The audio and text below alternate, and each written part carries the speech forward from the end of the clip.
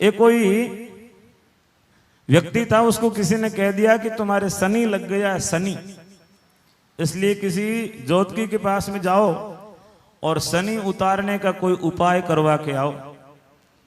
हमारे मोहनदास जी की तरह कोई बहुत बड़ा ज्योतिषी था, उसके पास में गए और जाकर के कहा कि महाराज मेरा हाथ देखो, मेरे शनि लगने वाला है, शनि उतरने का कोई उपाय हो तो बताओ।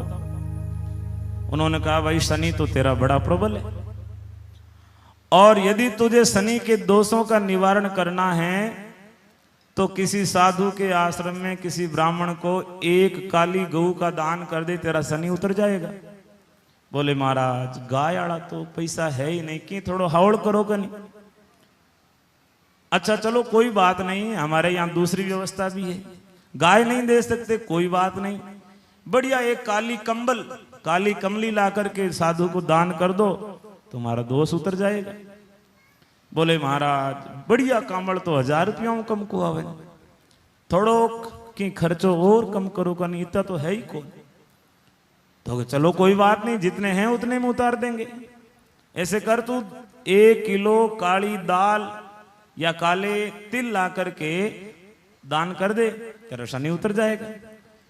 उसने जेब में हाथ डाला तो कहा महाराज इतने पैसे भी नहीं है। अरे घर से ले आ, बोले घर पे भी नहीं है। तो तू यूं कर, एक काला धागा लेकर के पीपल के पेड़ के बांध दे, तेरा शनि उतर जाएगा। बन गयो महाराज, धागाड़ा ही तो कने है को नहीं। महाराज गयो तो शनि लागण दे, तेरो के लिए जी की आपको दे रही जाए भाई, धागो बांधन नहीं तेरे कने की नहीं है तो तने परवाह क्या करनी, लागण दे शनि ने, कोई दोष नहीं। तो जकी चीज में कोई खर्चो ही नहीं लागे, आपने कने की नहीं है तो कोई बात नहीं, जय तो बोल सकते हैं। जय बोलने में कोई खर्चा नहीं लगता, कोई भाड़ा नहीं लगता, कोई किराया नहीं लगता।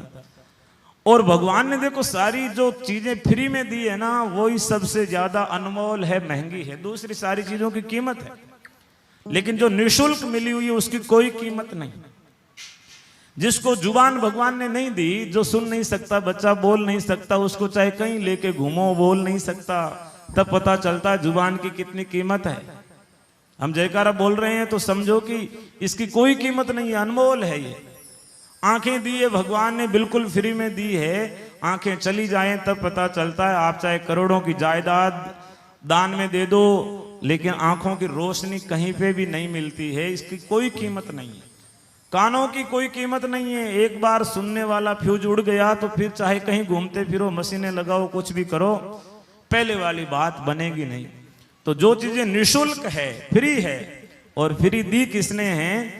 किसी सर्जक ने। अपने आप तो कोई चीज बनती नहीं, सब चीजें बनानी पड़ती है। आपके ऊपर ये शेड लगा हुआ है, ये अपने आप थोड़ी बना है। इस शेड को देख के आप अंदाज लगा ही सकते हो, चाहे आप पहली बार आए हो, किसी न किसी ने तो बनाया होगा।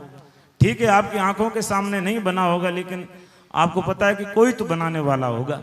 अब धूप लग रही है, ऊपर पंखे चल रहे हैं, तब मन में ऐसी भावना आती है कि जिसने भी हमारे लिए पंखे लगाए हैं, शेड बनाया, उसका धन्यवाद होना चाहिए।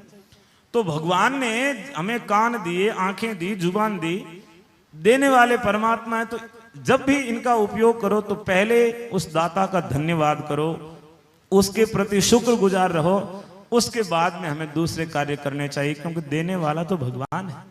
परमात्मा ने हमें ये सारी चीजें निःशुल्क दी है, फ्री में दी है, किसी प्रकार का कोई चार्ज हमारे से नहीं वसूला है। और सांसें लेने के लिए हवा की प्रबंध कर दिया है। इस धरती के ऊपर हवा का प्रबंध, अब चांद पे जाकर के देखा, वहां पे कोई ऑक्सीजन नहीं है, वहां पे मनुष्य नहीं रह सकता, लेकिन यहां रह सकता है, इसलिए हमें यहां जन्म दे दिया, हम यहां पे रह रहे हैं। तो उस परमात्मा ने यहाँ इतनी सारी व्यवस्था की है कि हम जैसे ही सांस लेते हैं ऑक्सीजन अंदर जाती है। आप विचार करो कि यदि इसका बिल देना होता या इसके पैसे देने होते, एक दिन में लगभग 1.5 सिलेंडर ऑक्सीजन एक आदमी पीता है। एक ऑक्सीजन का सिलेंडर लगभग 1400 रुपए का आता है। 1.5 सिलेंडर का मतलब 2100 रुपए। कल से ही आपके एक बिल लगा दिया जाए घर के बाहर की, यदि सांस लेनी है तो एक दिन के 2100 रुपए चार्ज देने पड़ेंगे। कितना महंगा हो जाएगा। फिर कहेगा कि नहीं नहीं 2100 रुपए तो नहीं दे सकते, तो बदले में 1 घंटा नाम ले लो। बोले 2 घंटे ले लेंगे, रुपए नहीं लगने चाहिए। लेकिन फ्री मिल रही है।